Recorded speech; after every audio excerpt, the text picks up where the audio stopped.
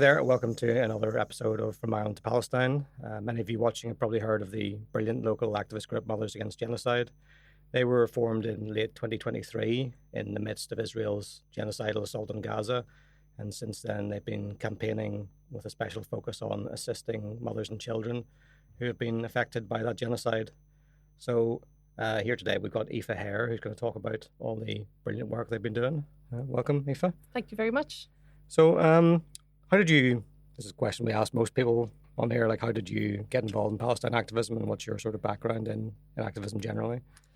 I'm, especially compared to some of the early founders of Mothers Against Genocide, I would definitely have been later to the Palestine cause. I am from Dundalk, so I'm not from Northern Ireland, and I wouldn't have maybe that very real connection that some people would have had who have directly experienced kind of oppression, that kind of piece in Northern Ireland. So I was always aware, though, of the injustices around Palestine, as most Irish people are, even people in the South who are probably would have been less aware of it.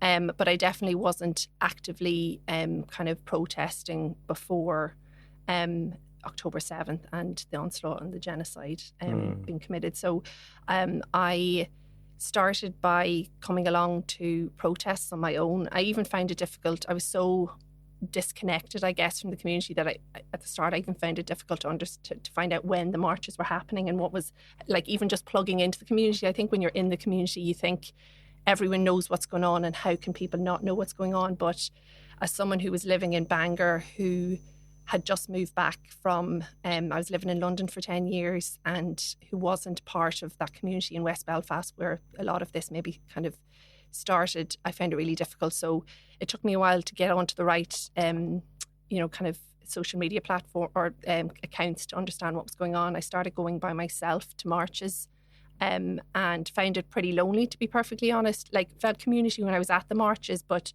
definitely felt like I was there by myself. And it was at one of these early marches that I first saw Mothers Against Genocide and the Baby Grows and heard Nuala from Mothers Against Genocide speaking, and it really just resonated with me. And I felt like I felt compelled, I guess, to actually get involved. But it was also from not a selfish place, but a place of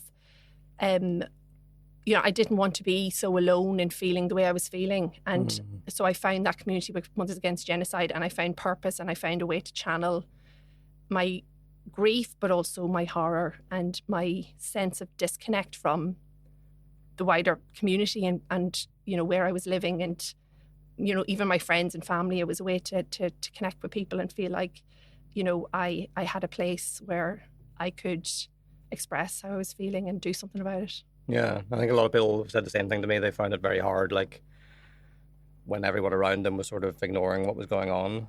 Didn't seem to feel the same way they did, didn't seem to be acknowledging the horror of what was going on. Yes, You kind of not just needing to be part of a group to do something to be effective. It's important to be part of a group just to keep yourself sane to some extent. Absolutely, and for your own mental health.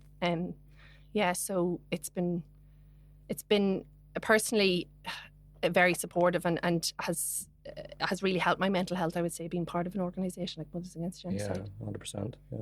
So tell us a wee bit about Mothers. I mean, how did you, obviously you weren't there from the very start, but how did it start and what sort of things do you do?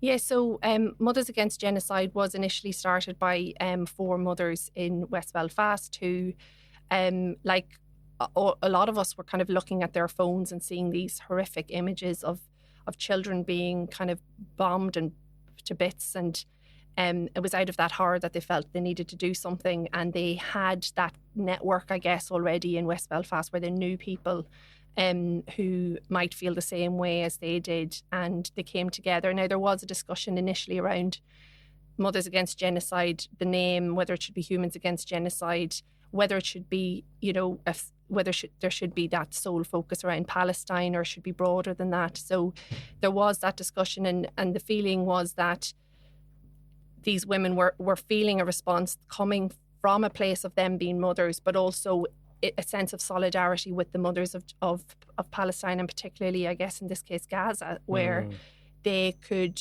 identify and kind of grieve with them and could only imagine the horrors if they were watching their own child, been amputated without anaesthetic, or, you know, kind of all of the horrors that we've seen. So they came together, they created Mothers Against Genocide, and it really grew from there. And it grew very organically. They'd go along to the protests. They, from the start, decided to focus very much around children and the impact on children. It's broadened out, and it's not just mothers. So what we would say is that we have a focus around children and the impact on children, and a lot of us are responding as mothers, but we are a very broad collective, and we do have lots of women who are part of the collective who are not mothers but are having this very, you know, kind of visceral reaction to what they're seeing, and a need to almost protect and feel like they want to try and do what they can to protect children. And we also have men there as well. So yeah, and it grew kind of from there into initially a very open WhatsApp group, where at the start it felt, you know, there were people joining from all over Ireland. It grew very quickly from Belfast to Dublin and further afield. We then moved from a very open WhatsApp group to a closed WhatsApp group where, you know, we do have membership. You do have to fill out, you know, kind of apply, and there is, you know, slight vetting just to make sure that we feel that it's a safe community for people. And we're evolving from there. So we're always evolving as an organisation, and we can talk about it in a bit more detail later if you want, but we're actually moving from, we'll still have a WhatsApp group. We're very kind of visible on it, social media, but we're moving to a new platform called Channel, where we can actually continue to do what we do, which is raise awareness about what, you know, the genocide and particularly the impact on children, to fundraise, which is another key part of what we do, and to educate ourselves. And that's really key. You know, we're all coming at this from a different place of knowledge. And, you know, me personally, I would say it's been a very steep learning curve. But and then the last thing we do is we have lots of sessions, mental health and wellbeing sessions, where we try to support each other to kind of to get through this and to understand, like, you know, the impact on ourselves, bearing witness to this and trying to do something, and feeling like the powers that be are really failing us and letting us down, and the impact that has, not just in terms of, you know, our solidarity with Gaza and Palestine, but also the way that we see the world. And that's been a really big impact that I don't think people were expecting, that actually, you know, your whole view of society and the world that you thought we were all pushing towards is effectively being kind of obliterated along with Gaza. You know? Yeah, I think I've known a lot of people who've said the same thing. You know, they've had a particular view of the world, they had a particular view of the West. They might have said, well, it's not perfect, but, you know, maybe it's better than China or Iran or whatever, and that's been completely shifted. And the same thing for, like I said before, people you know. It's just very difficult if you start to see people you've liked or known well in a particular way, like the fellow who was on last week, Paul Bigger from Tech for Palestine. He just seemed to have his view completely shattered of people like investors who he'd work with. He just had to cut ties with them completely. So not only was that hard personally, it was hard financially for him. So lots of people have had that experience of just having their whole personal life and worldview shifted completely by this. Yeah, it is. It's really scary. I mean, I am quite lucky that my sister, she lives in Perth in Australia, and she's very active there. And we've been, I guess, a great support to each other. And my parents and my wider family would broadly be very supportive. My parents would come from kind of a place where they'd be very aware of social injustice. And, you know, so it's not like activism is completely alien to our family, and we would have been a family that would have had heated conversations around the kitchen table. So I don't feel completely isolated in that point of view, but I definitely felt isolated in terms of the need to actually to do something and not just say, oh, isn't it awful? Because comparing to my sister in Australia, where they're in a completely different place, like at least in the south of Ireland, I would say there's a general consensus that it's at least awful. Now, there's disagreement in terms of, you know, what our response should be and whether our government should do more or less, or how far we want to push ourselves out and move beyond what the EU is willing to do and all of that. And then in the north, there's, generally speaking, I would say at least within half of the community, there's, you know, kind of support for Palestine and awareness of what's happening and that it's awful. But, you know, my sister in Australia I would always say it's very much the cold face of activism, and she's in a different place as well. So it's quite interesting. So I do have within my family, I'm lucky that I do have, most people do feel the same way. But I would say it's interesting. I lived in the UK, I was in London for 10 years, and I was there during the whole Brexit discussion. And coming from Ireland and coming from Dundalk and being right on the border and being very aware of, look, I'm not saying the EU is perfect, and it's very far from perfect now, but it was crazy being in England around Brexit, and the discussion around the EU was solely around it's an economic bloc, and it was there to build economic ties between, but there was never a mention of peace, and there was never an acknowledgement that the EU came out of the Second World War and the devastation of that, and this realisation that the only way that we can guarantee peace is through economic dependency on each other. So the economics came after. And I would have been very pro-EU because of that. And I saw the helpfulness, the fudge that it allowed the Good Friday Agreement to have, because we were all part of the EU, and we could kind of fudge our way to a place where most people could say, okay, fine, let's move on and build from there. But, to see the EU's response to this is just absolutely, it's heartbreaking, and it makes you so angry, and it makes you question your sense of identity. Like, I would have proudly called myself a European, but I don't identify with a lot of the politics of the EU at all. And, it's just it's a very interesting time, I would say. Yeah, it is strange to go from that position of, the EU having some role in stopping European nations doing what they've been doing for hundreds of years, which is fighting each other, and then coming to the conclusion that if you have one more fight like that after World War II, it's over. It's over. You just can't have those wars anymore, to then becoming a force for war, seemingly. Supporting a genocide and seemingly beating the drum for war in terms of, fighting Russia or whatever. Yeah, it's scary. And I mean, then to see the... we're moving slightly away from directly, Israel's genocide against Palestine, but, there's forces at play within Ireland, and particularly within the south of Ireland at the moment around the Triple Lock and the move towards militarisation at a European level. And, the Republic and the south has become so reliant on the EU and America for its economic development that we've actually lost a lot of our autonomy, and the morality of the country and the morality of the people, I think, is one thing, but the politicians are just so tied economically to these structures, and these structures are pushing for war, whether we like it or not. Like the NATO and their 5% GDP spend, and the EU battle groups in Europe, and basically Ireland is seen as the naughty child that isn't playing ball, and we're being forced to choose between our economic systems and what's right and wrong. It's just we're basically it's a very interesting place is one way of putting it. Yeah. Well, we'll come back to the subject of Triple Lock and neutrality later.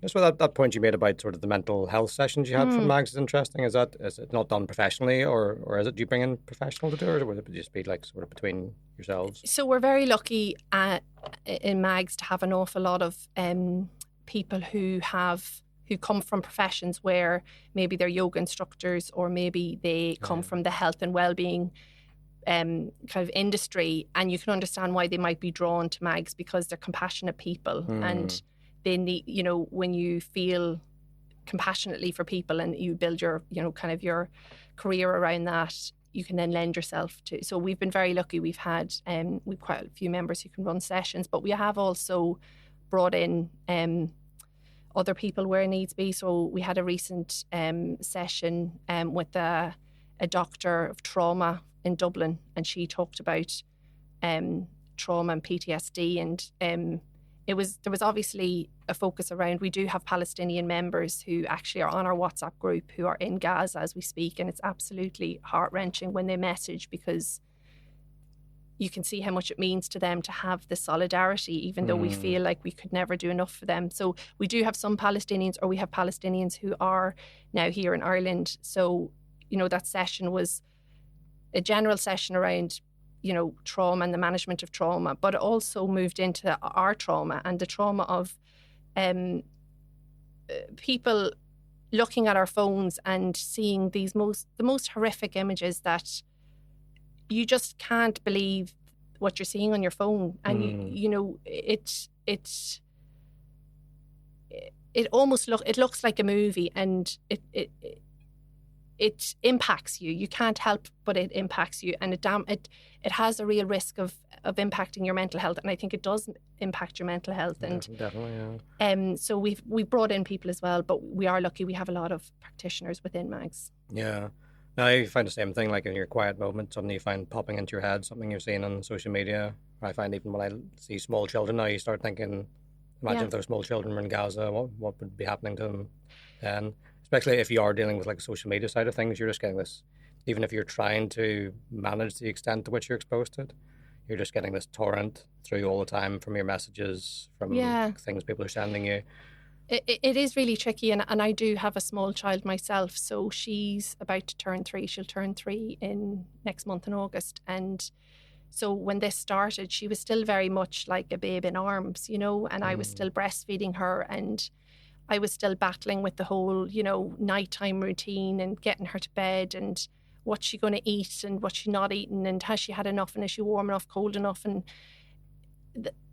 the whole, I'm not saying that time has been destroyed for me, because you do have to be very careful that you try and maintain, you know, that not distance, but, you know, you have to maintain your own life, and I have to try and protect my relationship with my daughter and those memories of my time with my daughter. But it has been impacted, and it continues to be impacted. Now, I kind of moved through, when she was small, I was really impacted by images of children of her age, you know, and I could see, and now I'm moving into she's a toddler and she's 3 and she can walk and run, and you can't help but feel, you know, that a very real response when you see those images, that how could I go on if something happened to her? How could you continue? And these people, you know, their lives have just been absolutely kind of obliterated. I would say another thing as well, we've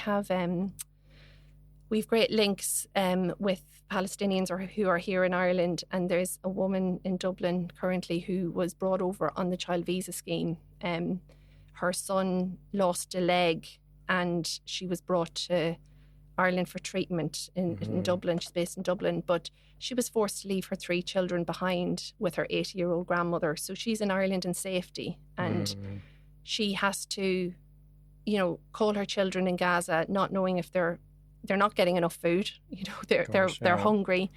They're in the care of her grandmother, and one of her children has since gone deaf from the bombardment. So, but she's now physically disconnected. She cannot keep them safe. You know, it's just, this genocide has created, you know, monsters of us all, because you're forcing people to make these horrific decisions. Like, she had to make that decision to leave with 1 child and leave 3 behind. It's an impossible decision. It's absolutely just, so I mean, beyond cruel. Yeah, it's important to say, like, whatever struggles we have, it's nothing compared to what Palestinians have to go through. And I've heard psychologists say that there's just no precedent for treating people with the kind of trauma that people in Gaza have. There's no precedent for how you help somebody who's lost 100 members of their family or something. It's impossible to get your head around. Yeah. I think the other thing to just say, though, is that Mothers Against Genocide, we are also focused now, not to the same extent, but we are trying to, you know, focus more attention on it, on Congo and Sudan as well, because we're very aware that what's happening in Gaza is horrific. And I think the intensity of it, and the fact that you've got such a tightly packed population in such a small area, and because the Western world is so complicit. I mean, I'm not saying that they're not complicit in, you know, Congo and Sudan, but so directly complicit in Gaza and the genocide there. But we are also trying where we can to raise more awareness, and also build our own awareness of what's happening in Congo and Sudan and other genocides as well. So that's worth saying. Yeah, I think, again, that's something that other groups are conscious of as well. Tech for Palestine, they're sort of building that into their boycott app. You can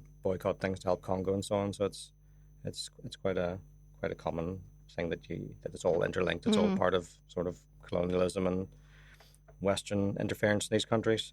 In terms of like helping mothers, what you do in terms of your campaigning and charitable work and so on to help mothers and children, maybe to speak a bit about that. Yeah, so from the very start, fundraising has been a really big part of what Mothers Against Genocide do. So there's lots of different things that we do to raise money. I've got this lovely shirt on here. We've got merchandise. So we sell T-shirts, we sell bags, we sell badges. We attend various markets and we'll sell merchandise there. Mm-hmm. We also we had an amazing, there's been lots of different cultural events that we have put on as well, and all those proceeds would go towards the charities on the ground in Gaza, but also Sudan and Congo. I myself was involved in the 10K run, the Fela 10K last year, and there was a big group of us who did that. We've run souks. I mean, the list just goes on and on. Any way that we can raise money, we do raise money. Yeah. And I have to say, it's not an area that I am as involved in as other members of the team, but they just do unbelievable work and give up so much of their time as well to raising money and doing what they can. And over 100,000 has been raised. Right, that's brilliant. So, collectively, north and south for different charities. How many members do you actually have? It's an interesting one because how do you measure kind of your membership? Because on social media, we have built a real global following, and we'd have definitely over 100,000 followers. 133,000 or something like that. So it's fairly on Instagram. Substantial on Instagram. And then within that, we'd have a WhatsApp group of, close to 200 members, again, north and south. But then within that, you would have different members would be more active, I guess, than others. So some members are there, and a role that I have within Mothers Against Genocide is, creating email campaigns and lobbying, and they might be just there to find out what's going on, attend the rallies, attend the protests, and send off kind of emails where they can. Everyone's coming at it from a different place, and then other people are maybe leading on the merchandise side. Other people might be leading on direct protests, that kind of thing. So it just very much depends. Yeah. And in terms of the fundraising side of it, how do you decide where best to give the money? Like that's something we sort of struggle with, or everyone's probably struggled with a bit. Do you give it to a charity who might distribute it to volunteers, and then maybe it's just more evenly spread among people in Gaza, or do you pick out a particular family and then maybe you can help them a lot directly, but then it's like, how do you pick them rather than someone else? How do you? Yeah, so we made a decision early on that we don't necessarily raise money for particular families, but that's not saying that we do have members who would have direct links with families, and they can post on our groups and do a call out, and you can donate to that in a personal capacity. Yeah. But in terms of Mothers Against Genocide, we made a decision that we wouldn't raise funds for particular families because it's an impossible decision to make. Yeah. And it's also worth saying that, people who have connections outside of Gaza, who have ways to raise funds, who maybe have English, there's lots of people who just aren't in that position, and you just can't get into that, who deserves it and who doesn't. They might be more privileged to start with the ones who know English. Exactly. So it's very difficult. So we raise money for organisations on the ground. So we also made a decision that we wouldn't raise money for bigger organisations because, one, you didn't know where it was going. I'm not saying that it was being misspent but you couldn't directly say this is the impact that we're having.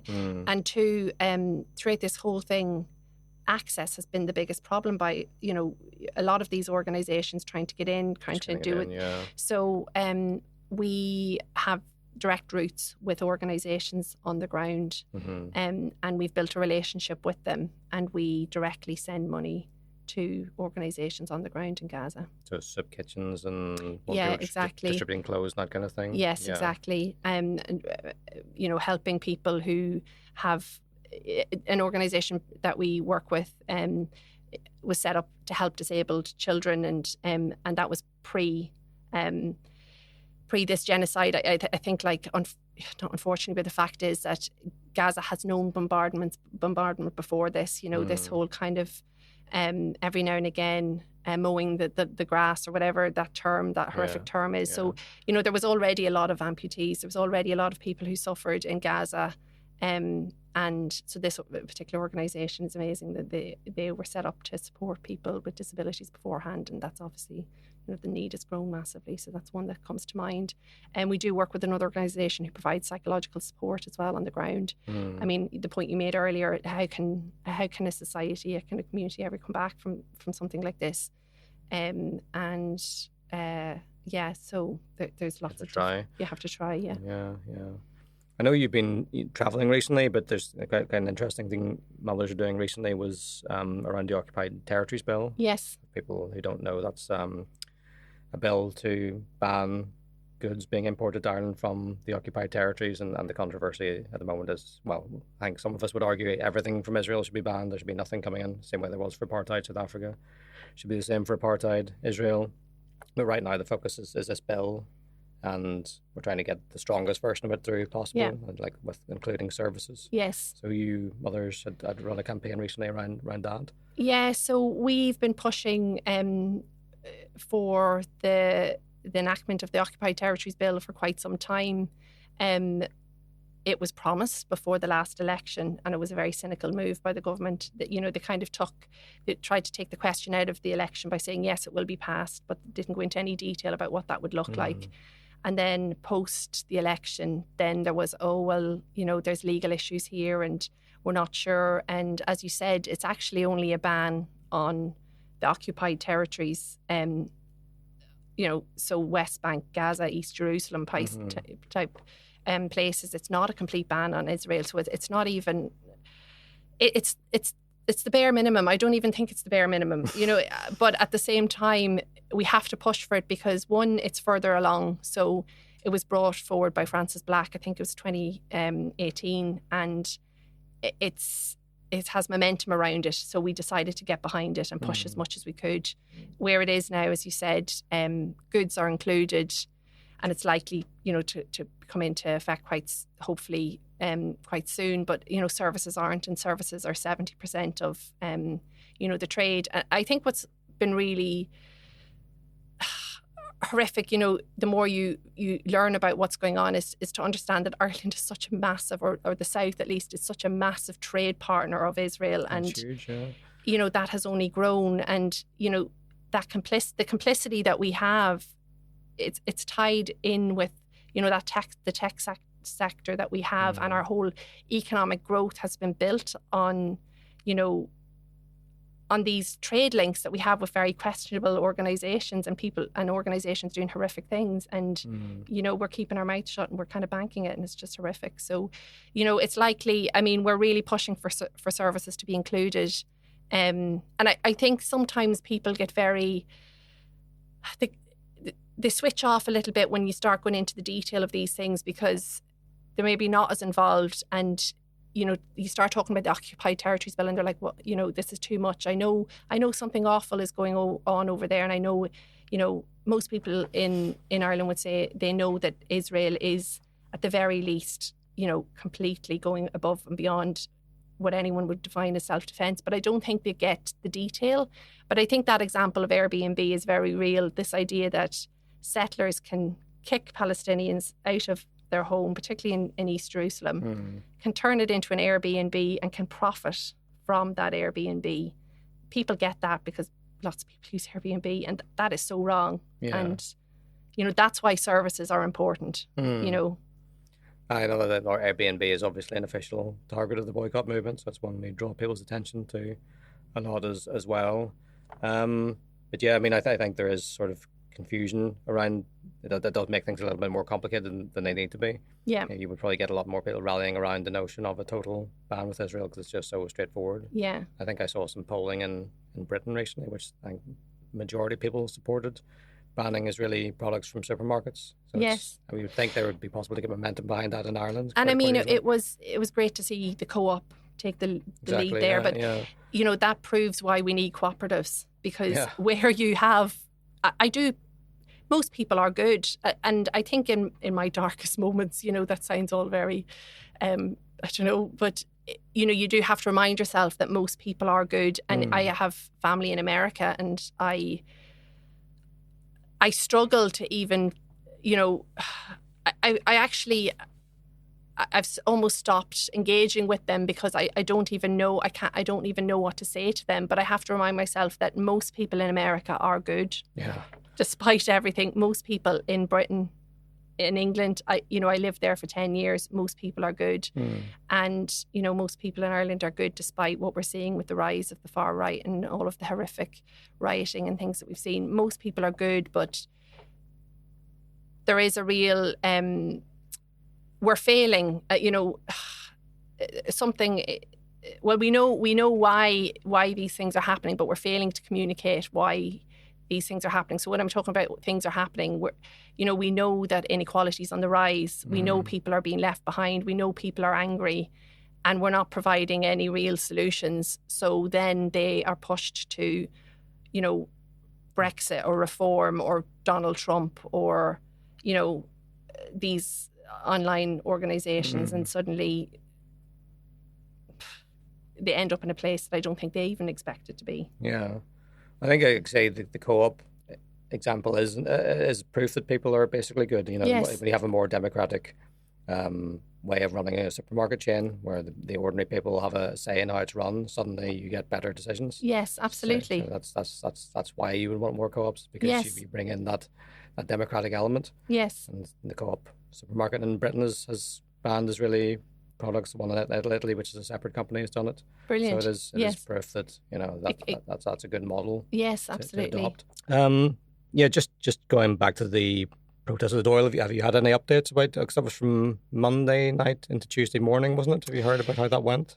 So for those of your listeners who weren't aware, so Mothers Against Genocide decided to do a camp out. Now, we've done a previous camp out outside the Dáil. That was the now fairly notorious, potentially, Mother's Day camp out, which led to the arrest of members of Mothers Against Genocide and, supporters who were there, and the strip searches and everything that came from that. So, we had a second camp out, and the camp out was around the enactment of the Occupied Territories Bill, and the aim was to hand over 12,000 postcards. So these were postcards that were gathered from throughout Ireland, north and south, and they were addressed to both the Taoiseach and the Taoiseach, but also local TDs. So if I was in County Clare, for example, mine was addressed to the local TDs. And it was very important that, TDs could understand that, look, their constituencies cared about this as well.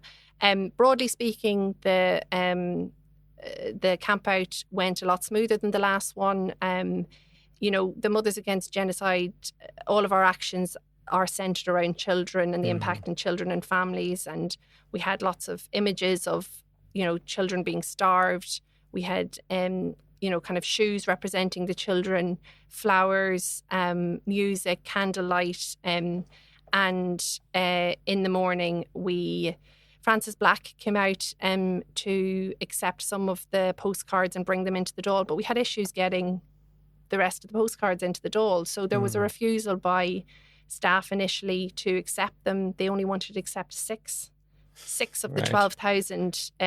So it's kind of defeats the purpose. I mean, part of the point of it is the visual display of that many postcards. Yes, but also, those postcards, while they weren't, we brought them physically there, they were addressed to TDs. They were addressed to members of the Dáil. Yeah. And we have a right as constituents for those postcards to be taken into the Dáil and to be handed to the appropriate person. That's the whole point. And, we as an electorate, and I think this is part of a bigger discussion. So, yes, we had the camp out that went, kind of well, and there's always a sense of solidarity and a coming together, and it's a nice experience. But, the main thing was that we wanted to hand over these 12,000 postcards, and that in itself was a struggle. And some TDs came and were able to accept some and bring them in, and eventually we did get them inside, but we were blocked. And I think this is what becomes really frustrating, and it's a reoccurring theme, and it's building and building, is that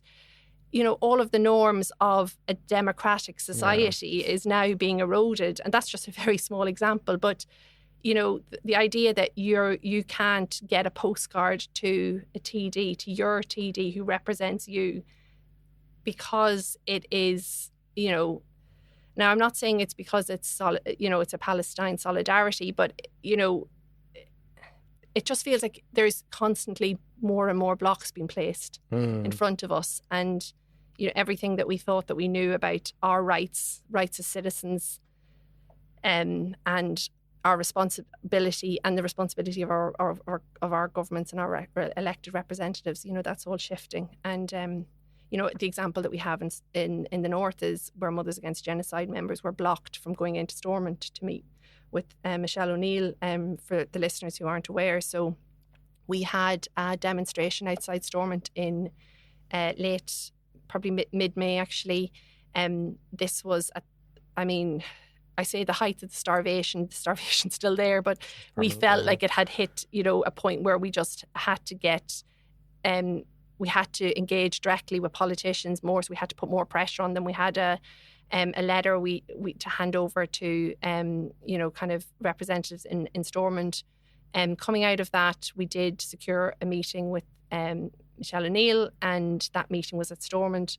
We turned up in our uniform, you could say, our T-shirts, our Mothers Against Genocide T-shirts, and we were blocked from going into Stormont. We had a meeting booked with the First Minister of Northern Ireland, and we were blocked from going in because our T-shirt said Mothers Against Genocide. It's just, and that's, we're not talking about, arrests, and there's been arrests made, of protesters, in different situations. I'm talking about the bare minimum. I'm talking about handing some postcards in at the Dáil. I'm talking about attending a meeting with the First, a planned, a booked, meeting with the First Minister. It's just bonkers.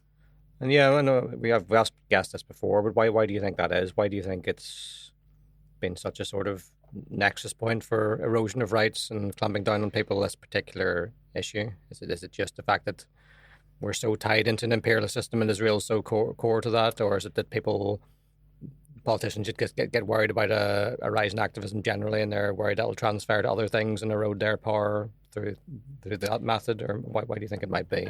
I think it's both of those things and more. I think, look, I've lived, as I said earlier, I was in England for 10 years, and it was interesting to be in England at the time of, Brexit, and then coming out of that. I was there for Tory government, now Labour government, and you kind of had a sense that you expected, certain things from certain parties, and that you kind of felt that, once, if the Labour government comes in, that there'll be a bit more of a, things will go back to normal, and normal means that we have democratic rights, and there's that we can protest, and that we can hold our government and our politicians to account. And what's actually been proved, it was proved by Biden in America, it's been proved by the Labour government, it's been proved in the South as well. I mean, the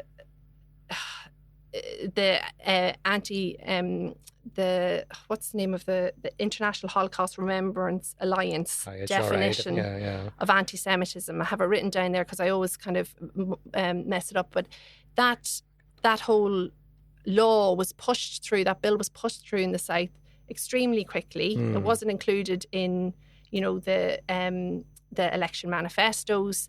And it feels like everything that we're pushing for, which in the South is the Occupied Territories Bill, which is the bare minimum, blocking central banks selling Israeli bonds, getting US military out of Shannon, like all of these things that are a lot of them are actually against the law, like, planes flying through Irish airspace with, ammunitions in them. They're against the law, but there's nothing being done. So not only are laws not being implemented, the existing laws are not even being implemented. And then on the flip side, things can move through very quickly. So, that definition of anti-Semitism was in the South is pushed through. in England, well before this latest push around, prescribing Palestine action, there's been restrictions around protesting and what that means. Yeah, no noisy protests. Exactly. Which basically means no protest. No if the police feel protest. like it, And yeah. then, in America, you've seen, well, I mean, there's just so much of a breakdown of the norms of democratic society in America. But even under Biden, there was big reductions. And a lot of it is driven by the absolute contortion that I guess our politicians are trying to, kind of do to justify their actions because in support of Israel, because it goes against everything, every, law, it goes against the Genocide Convention, it goes against the Geneva Convention, it goes against, direct rulings by the ICJ, the ICC. So, our politicians are completely tying themselves in knots to try and justify the unjustifiable. And when citizens point out that fact, the only way that they can continue is by preventing us. The cudgel, basically. Exactly. The manufacture of, the way supposedly democratic societies control people is basically thought control. It's manufacture of consent. That's traditionally how it's done. Yes. Whereas totalitarian societies control people just by bashing them over the head and jailing them. Exactly. And that's where we've got to. Yeah. So it is quite scary. And, social media, it's a tricky thing, social media, isn't it? Because it's both given rise. I mean, social media has not given rise to anything. Social media has given air to things. So when people say, the social media has given rise to the far right, you were like, well, inequality has given rise to the far right. Social media has fueled it. But social media has also given us awareness about what's happening in Gaza, which we wouldn't have had. Yeah. So, there's communities that are built on both sides. So, it's a very dangerous time to be alive, really, isn't it? And I think about it more and more with my own daughter, like what kind of world is she going to inherit? And not to mention climate change and the fact that that's almost been sidelined because of the very real risk of World War III, to be perfectly honest. That's something we try to emphasise to people often when we're at protests, is just the urgency of the moment. And even if you don't care that much about Palestinians, you should care about your own children, your own grandchildren, because the norms being established now for might makes right, for just constant war, those are going to end up catching up with you in the long term anyway. Even if you don't care about Palestine, that's just going to spread chaos generally, and you're going to get caught up in it. Yeah. So, what, just in terms of, again, the theme of breaching of rights, what's the status of the case in terms of, are you taking any action against the guards for what they'd done during that Mother's Day protest? It seemed very. Anyone who saw the footage, they came in, sort of basically trampled over all your placards and the sort of the little babies you have, the pillow babies in the shrouds, and then just bundle people in the vans and then strip searched. It was very over the top. So what I guess, I don't want to speak for the people directly involved, and I want to be very aware that there are legal proceedings taking place. And I don't want to interfere with that. What I would say is that a few things happened that day which are all interconnected. So the first is that, the Gardaí came in and they were extremely heavy-handed against, a group of peaceful protesters who happened to be all women, but there was no risk of danger. There was no, we were in front of a gate that wasn't being used. We were there to meet politicians. We'd given them more notice. We'd invited them to meet with us. So, there was that direct impact on our civil rights that we were allowed to protest. So even if all they did was remove us and kick us down the road, that in itself would have been bad. The next thing that happened was obviously that members of Mothers Against Genocide were arrested. And again, I don't want to go into detail, but it's in the public record that they were strip searched now to different, what that means. I won't start going into exactly what that means. And then the third thing that happened was that there was a very quick shutting down of, the discussion by the government and by the guards that actually there's nothing to see here. So we've conducted our investigation and nothing to see here, and basically calling out the people who, in effect, saying that, you're lying. If you're saying that didn't happen or that isn't the case, and members of Mothers Against Genocide are saying that is, shutting down. It's gaslighting, basically. It's gaslighting, and it's also, there was no investigation. It was a very quick move to come out and say there's nothing to see here, and the effort there was to, up until that point, there's a growing awareness within the public around the injustices that's happening in not just injustice, that sounds so weak, but the genocide and the starvation, bombardment. But there's a growing awareness that that our rights and our ability to protest is being erased, and it was a very direct decision to, in my mind at least, to discredit Mothers Against Genocide and discredit the solidarity movement by suggesting that we weren't telling the truth. Yeah, you just made it all up. Yeah, as part of a general process of gaslighting, isn't generally we're told that what we see on the screens from what Israel's doing isn't actually happening. We're just imagining it all. That was actually a legitimate strike on that child who you saw getting shot in the head. There was some reason for them to do that. Yeah. And the same thing applies here. You're just told the evidence in front of your own eyes and ears isn't there. Yes. Yeah. Like, I think that the most damning example is probably when all of those first responders in Gaza, was it 14 kind of first responders were shot dead, and the ambulances were buried, and it was like nothing to see here.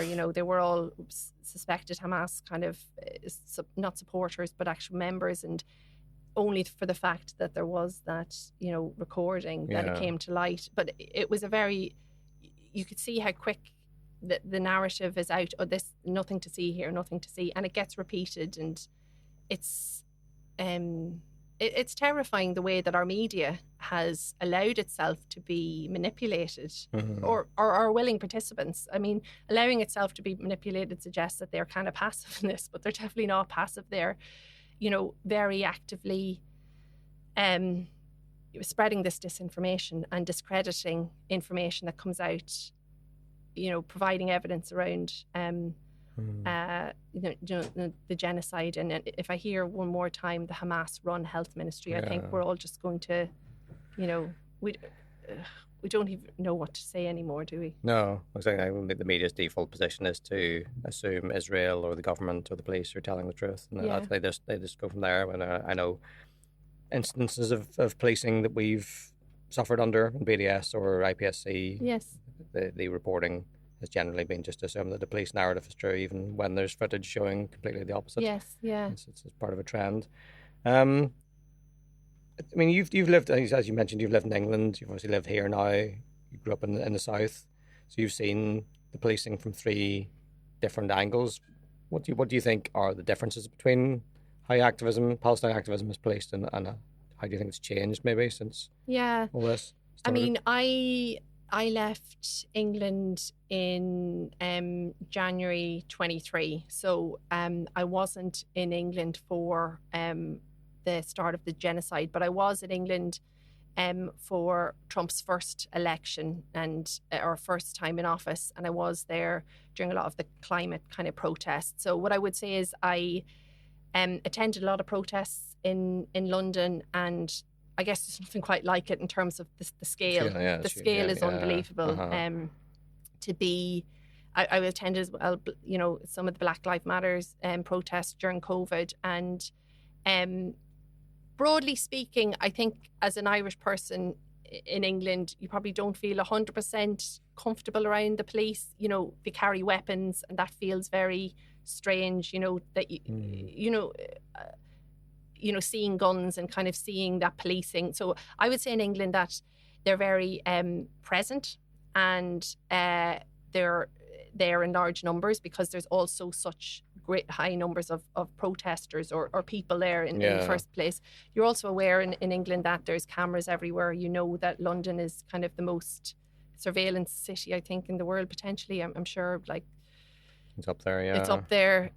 So it's a very, they've got a very physical presence, and that's what I felt. But I guess I was never directly at the forefront of activism there, but wouldn't have been completely comfortable engaging with the police, but didn't have an issue, broadly speaking.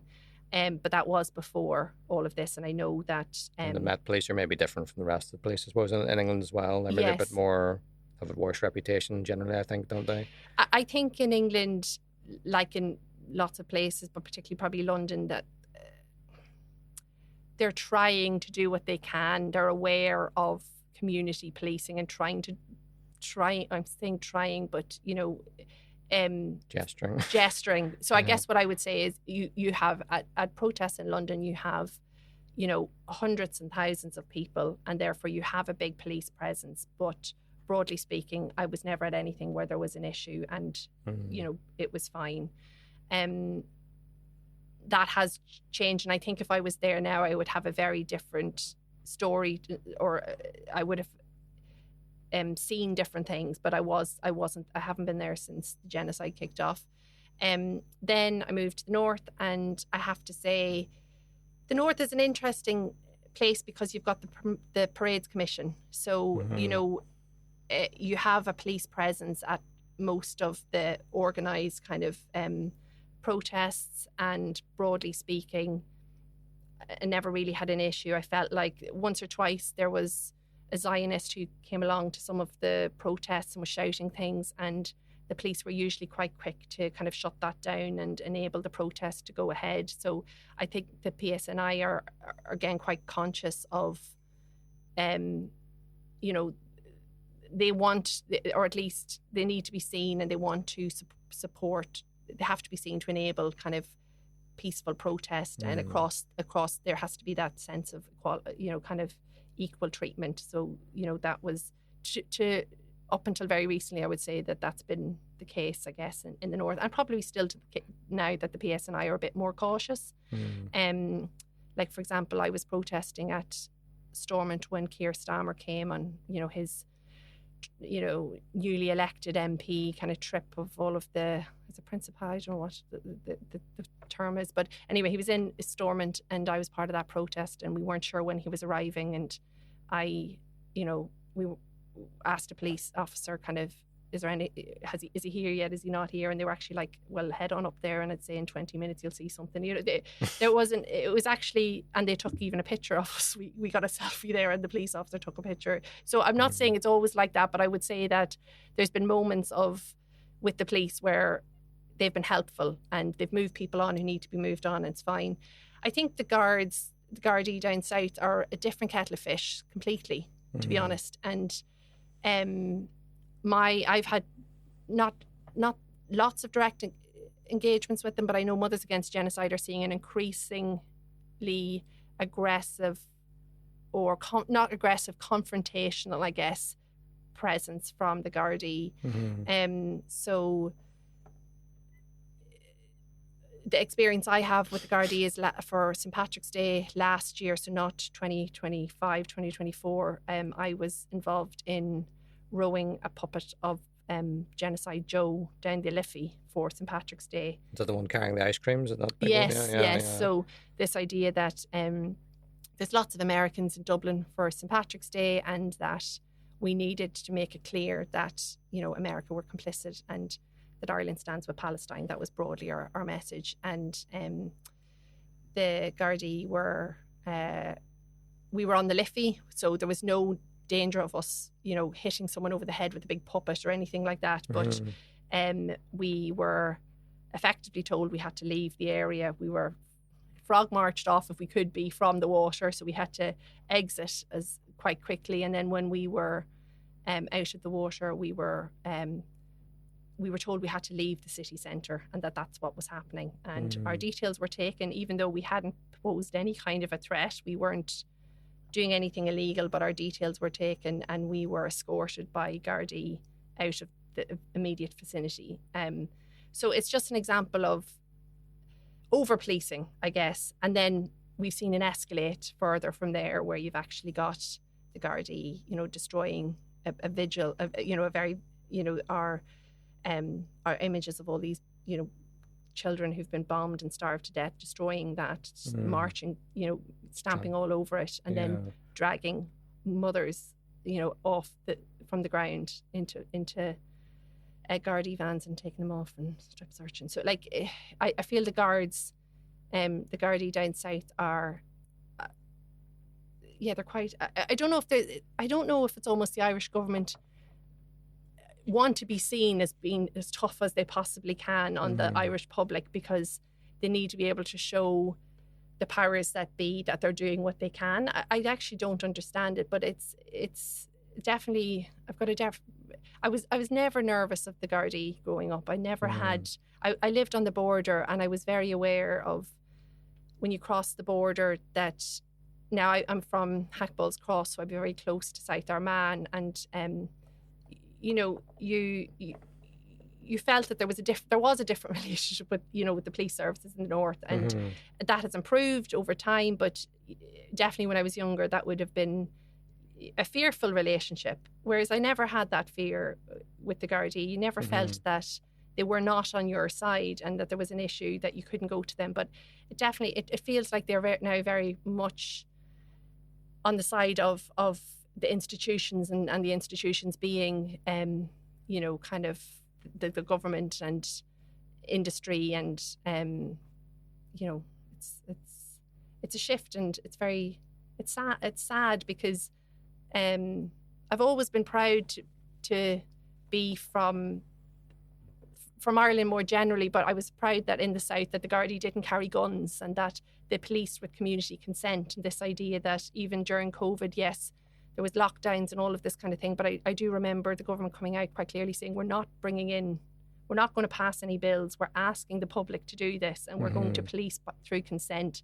Now, there's still conversations about whether that was whether Ireland, civil liberties were definitely impacted and whether we went too far, but I did respect that idea of policing through community consent as opposed to passing laws and being so, authoritarian. And that is the shift. There's now laws that are being passed to prevent protest, to prevent peaceful demonstration, and it's ultimately preventing us from calling out what we know to be true, like the emperor has no clothes, and we're shouting it and screaming it, and at the moment, they're trying to silence us. Yeah, so I think it is maybe just that shift from being unable to manage people's opinions anymore and just having to come in, and rather you can't police by consent anymore, because the consent of the Irish people, or the view of the Irish people, would be, this is awful, you need to ban things from Israel, you need to stop Shannon. Yes. And they're just unprepared to do that, so their solution is just to come in and bash heads instead. Yes. Yeah. And your point earlier about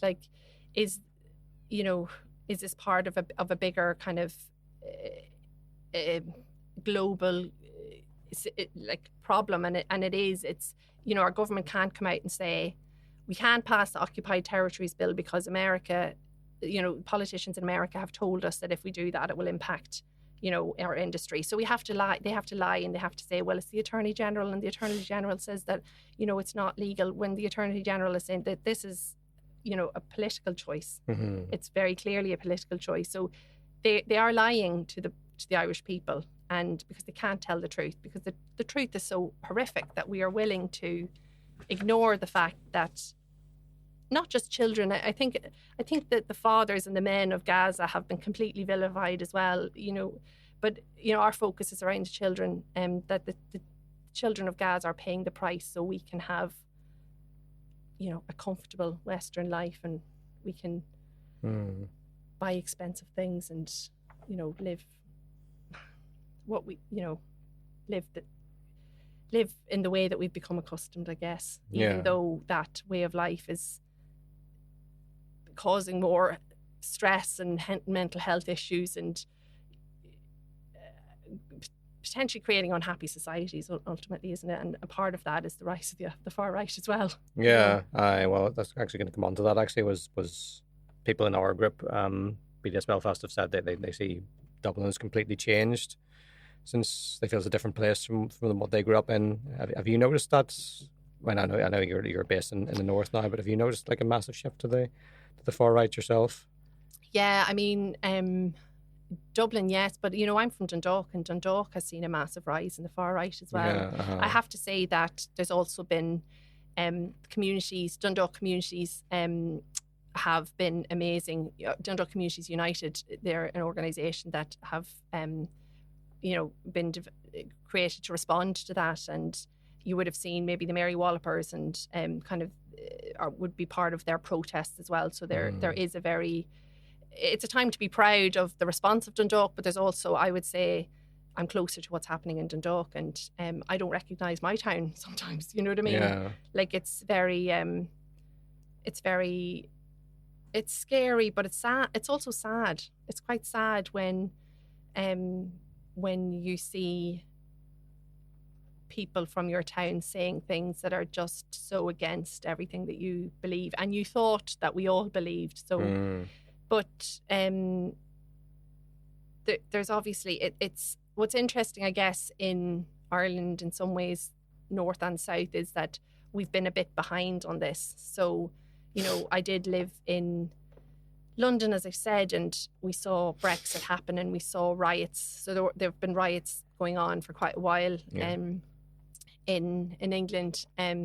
But we felt like we were kind of buffered from that. So we didn't have the Murdoch kind of newspapers, or we didn't have, at least in the south, there's no clear far-right party. I guess you could say that in the north as well. You don't have, you have politicians that are, kind of expressing certain views, but you don't have a mainstream party in the south which is dedicated to racism, basically. Dedicated to racism. Yeah. Now, there's definitely a rise in people tinkering with it, and we felt like we were, to a certain extent, protected from it. I would say that I don't think that a lot of the progressive laws and things that have happened in the south in the last 10, 15 years would happen now. So I don't think the same-sex marriage would pass probably now.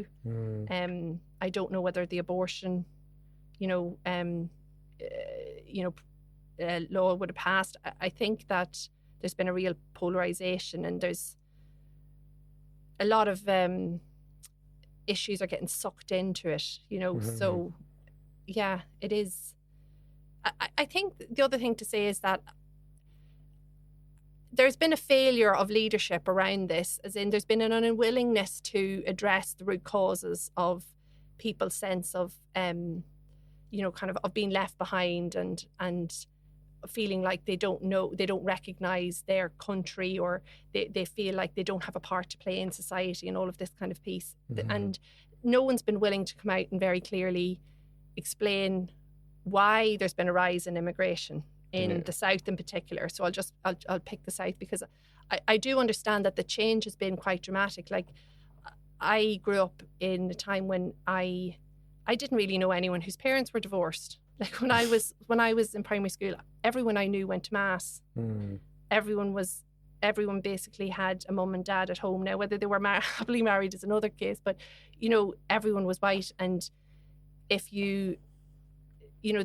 there was a few Protestants in town, but you didn't. That was kind of as exotic as it got, that kind of thing. So there has been a very quick shift in society, but nobody's willing to say that this is why immigration is happening, and it's because our economy is growing, and because we need more people in to fill, roles, and they're actually being, for the most part, being invited into our country to provide skills and to contribute. So in this vacuum, there's this sense of, oh, immigrants are getting everything and I've got nothing, so I'm on a waiting list for X amount of time, and this refugee has arrived and got everything. And there's been by the mainstream parties, they've just hoped that it would go away, and there hasn't been any. They haven't made any attempt to kind of counter in a real way, and that vacuum has been filled by pretty vile people who've taken advantage of vulnerable people who have. The kindest way to think about it is that they're almost in some kind of a crazy cult, but that's also excusing them and allowing them to, infantilize them. Is that the correct word? Where they're not adults that are responsible for their own actions, because they are, but they are to a certain extent, being brainwashed. Their own situation of feeling left behind, which is a genuine one and something that should be addressed and needs to be addressed, isn't being addressed. And the vacuum in leadership by our political parties means that, you have this rise in the far right. And it's really, it's shocking to see, and it's really sad. I think another thing that's quite funny, so I live in Bangor, and at this time of the year, there's lots of flags been flown and all of that, but there is a hotel in the centre of town that houses asylum seekers and refugees, and there's been protests outside of that, and it was completely jarring to see banners with the tricolour and the Union Jack on them, the same banner, and then the most horrific kind of slogans and things being held. It was just, really jarring, very strange. Never thought I'd see it, to be honest. Yeah, well, that's a fear, is it you kind of get that unity between people who are previously batting heads with each other, and they unite in this sort of racist way. I've seen that too. Protests in Belfast, the Union Jack and the tricolour together. Yeah. And I suppose it has implications for Palestine protesting as well, because what we'll hear a lot is, why don't you sort out what's going on in our country? Why are you worrying about what's going on over there? Yes, we make the point, this is happening over here. It's governments here, it's corporations here that are doing this. Yeah. And usually they shut up after that. But I mean, it is an obstacle to organising for things globally as well, because if people are solely fixated on what's happening in their own country and thinking in a very often small-minded way about it, then it places restrictions on what you can do in terms of global solidarity. Yeah, and it's interesting as well, like we've had a very real push within the solidarity movements and protests to bring Irish flags to protest, so that we almost have to reclaim our right as Irish citizens to also express this view. You know what I mean? So what does it mean to be Irish? Because I think for me, at least, to be Irish meant to be anti-colonial. Like, you can say that we're lots of things, but for me, that was one of the key, things that define being Irish, simply because, we have been colonised and for so long, and that we have a responsibility, in a post-colonial kind of place that we speak up for other places that are colonised, and we have a unique voice. We speak English for a reason, but we do speak English, and we are predominantly white, and we have a responsibility, and I kind of felt that was a key, tenet of being Irish, that we were, anti-colonial, but that's kind of, very much slipping away as well. When you see these far-right organisations and groups in Ireland identifying with the likes of, Tommy Robinson, and sharing things that are... And also the fact that he travels on an Irish passport is just absolutely... nobody seems to think that in itself is ridiculous. Yeah, you think maybe he could be stripped of it. There'd be some grounds to strip him of it. Yeah, based but on he is effectively saying, he travels on a foreign passport while talking about England and, immigrants, and yet he is of an immigrant background. I can only presume, because otherwise I don't know why he would have the passport. Yeah, I heard the blind boy, from the Rubber Band, is talking recently about like his friends who'd gone over to Australia, and they'd come back to Ireland and say, "Oh, it's dreadful seeing all these immigrants here." The lack of self-awareness is amazing. It's a complete lack of self-awareness, and my sister, who's also in Australia, would say that, Irish people who go to Australia, we're not immune to this, you know what I mean? I think we have to be careful as well, and we have to be aware that just because we have a certain sense of being anti-colonial or come from a society where we're aware of oppression and colonialism, but, some of the things that my sister has said about, Irish people in Australia, or white Australians in Australia, their attitudes towards, Aboriginal people, and it's shocking. I think that's why the Palestine movement is so important as well, though, because it is waking people up in a way that previously they might have been, kind of less aware. So, you now see on Invasion Day, for example, in Australia, you would see the Aborigine flag and you'd see the Palestinian flag, and at Palestinian protests in Australia, you would see the Aborigine flag as well. And I've seen the Aborigine flag flying at other protests here. So, and I know in Canada, there's a growing awareness of, it's not just Palestine, what has been done in this country as well. Mm-hmm. And that's positive, but all the time, change is slow, and all the time, is it 90 Palestinians are killed in Gaza every day? That's known. I think they aim for 100. I genuinely think they sort of have a goal every day to kill about 100 Palestinians. And that's the people where we have names and that they are registered and that someone, reports it to the hospital or wherever. But the numbers of missing people in that Lancet report is really horrific. Right. There's another report recently thought it might be as high as 400,000, and I suspect that's probably true. And at this point, I would be surprised if it's not as high as 400,000 or more. Yeah. Yes. Anyway, we may be getting somewhat close to running out of time here, so I want to cover a couple of last things I want to cover. You obviously, we mentioned earlier, you have a really strong social media presence. Just curious, as I'm one of the ones who helps out in the BDS social media, running that.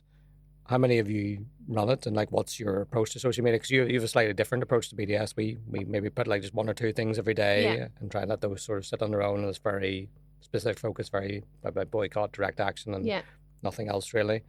But you have a slightly different tack, I think. So I don't directly feed into. I'm not in charge of the social media. I'd be terrified to be responsible for the social media, but. We do have a large, as you mentioned, following, kind of 130,000 plus at this stage. And I think the decision early on by Mothers Against Genocide is because we are centering children and what's happening in Palestine, we felt that we almost became, I don't want to say a news channel, but a place that you would go to find out what was happening. So it's a bit like that, Yeah, so it's less of, we do share our own content there, but it's less of, particularly our social media presence, it's less about focusing on the actions that we are doing here and more about focusing on what's happening in Gaza. And that is because what we're constantly trying to do is remind people that ultimately a Palestinian mother loves her child as much as you love yours, and these are real people that are being bombed and they're not numbers. So humanizing them as much as we can. Yeah. And you've run into quite a bit of trouble with Meta over the time, the parent company of Instagram, censoring you. What's usually the reason they give when they censor one of your posts? It's usually because they would give very general reasons, but it might be a particular image of, maybe it might be a child that's dead and we've shared it, and you feel awful that you're sharing it in the first place, but they might say that image goes against their guidelines. It can be very. How did they go? Because I thought you're allowed to show graphic content, and it would detect if it's or they in some cases might be human moderated, and then they would sort of blur it and put a warning on it. So this is what I'm saying about when we are shadow banned and when we are blocked from. Usually it's collaboration, so we're stopped from being able to collaborate. Yeah, well, we know that because we're often sending collabs to you, and then it's sort of greyed out, and we can't send it to you. Yeah. But you never really, they always tell you which post it is, but there isn't really a pattern. We wouldn't be able to say when we're sharing something, this is the post where we're at risk of being censored if we share this like that. It's very unpredictable. It's very unpredictable, and because it's so unpredictable, you can only infer that it's done in a strategic way, in a way to silence us, because there doesn't seem to be a pattern. So sometimes it's usually the images that we share, because we do share quite a bit, as you mentioned, kind of every day, and we are focused on sharing where we can direct accounts of what's happening there. So, but the reasoning is. Well, it would almost be, that would make sense. It would be the best way of sort of obstructing you would be to make it unpredictable. If they just clear rules, do this, don't do this, you could just work around them and straightforward. But if it's unpredictable, it's much harder. Yeah. And we do know there is like a former senior figure in Unit 8200, which is an Israeli surveillance group, who's now in in terms of he works controlling a lot of the content of Meta, and in terms of the censorship side of it. Yes. He's developed a lot of the systems for doing that. And our guest last week, Paul Bigger, was talking about that, the extent to which former surveillance officers in Israeli intelligence are in companies like Meta and controlling this. So it's a very hard thing to get around. Yeah, it's extremely difficult, and you feel we're in a time and in a place where we're all currently using apps and using companies and using things where we know that in an ideal world we'd like to boycott so much. There's so many companies that are involved in the genocide, profiting from the genocide, complicit in the genocide, that when you start looking under the bonnet of so many organizations, those links are there. But I think the connection between a lot of the tech companies, particularly in America, is fairly straightforward. And, Meta is definitely as complicit as, it can be in terms of the censorship. Yeah. But I mean, it seems like you've got a bit of a plan to try and work around that a bit now. You've talked about moving to this other platform called My Channel. Or Channel, I'm not sure Channel, what channel. Yeah. So it's a way to take control, I guess, of what we're trying to say, and ensuring that we have a backup almost. And in time, it might enable us, and we hope that it would enable us to move off Meta. But it's we're not saying that we're leaving Meta, anytime soon. But the idea is that Channel is a way for us to build a direct connection and a community with, the people who've following us on social media, and a way to share content and share resources and share learnings, and also a way for our members to buy our merchandise, and all the profits from that goes towards the charities on the ground, and to contribute to our fundraising efforts. So it allows us it frees us up to have to be less reliant, I guess, on Meta. Yeah. And to take control a little bit more in terms of kind of that direct connection with our community and the community that we're building. Because the risk is that, Meta could just turn off our account, and it's turned off so many, very high profile, people on social media, and have to just keep creating new accounts over and over again, starting from scratch, more or less. Yeah. So it's just a way to try and kind of buffer ourselves against that. But it's not the only reason. So yes, it allows us that direct connection with our members. It buffers us against, but we also, it's not just because we're worried that Meta, will ultimately turn off our account. We would like to pull back more. We do want to, remove ourselves from these organizations that are complicit in the genocide. And it does also allow us to do other things, like we can post videos there in terms of educational videos. We have our merchandising site, so we can sell merchandise. We can directly fundraise. We can share email templates and things like that for lobbying, and so there's lots of reasons why we're moving. Yeah, and what is it about Channel specifically that maybe you think they'll be less censorious in terms of what you post? Is there something about their management, or what is it that indicates to you that there might be a better platform for that? I'm not as close to this as other people in Mothers Against Genocide, but I know that we did go through a process of discussing directly with them who we are. So they're a smaller organisation. They're just starting out. They're very aware of who Mothers Against Genocide are, what we're about, and are supportive broadly of the cause. Now, what does that mean today and tomorrow? Who knows? But currently they are, in terms of what Mothers Against Genocide are looking for, is a platform where we won't be censored, a platform where we can speak directly to our community. It seems to be the right place for us. I do think I think that there's lots of different platforms and things that are emerging that people are hoping can replace some of these big tech companies in America. Yeah. So I'm not saying it's a silver bullet, but it's from the research that we've done, it seems like it's a good place initially for us to better option. Yeah. Well, again, what people tend to say with boycotting is it's not necessarily about finding the perfect option. It's about just moving away from the worst. So I mean, good luck with it.